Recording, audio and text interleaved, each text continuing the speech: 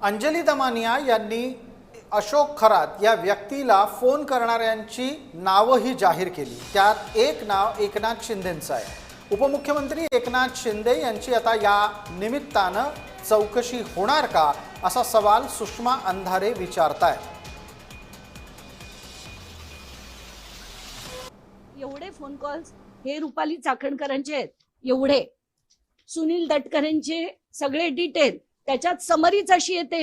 अंधारेबाई ऐका, याच्यात ही समरी येते ना, ती टोटल कॉल एवढे, इनकमिंग एवढे, घेतलेले लॉंगेस्ट कॉल किती, ही सगळी माहिती डेट रेंज कधीपासून कधीपर्यंत आहे। कारण माझ्याकडे जे डिटेल आले होते ते 1 एप्रिल 2025 ते 17 मार्च 2026 होते।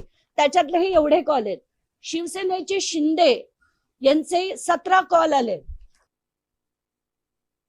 मी पुन्हा म्हणते की दमानियांवरचा माझा आक्षेप ॲज इट इज आहे, पण त्यांनी घेतलेली नावं ही दुर्लक्षून चालण्यासारखी नाहीत। त्यामुळे त्या माहितीवर जास्त फोकस करणं गरजेचं आहे।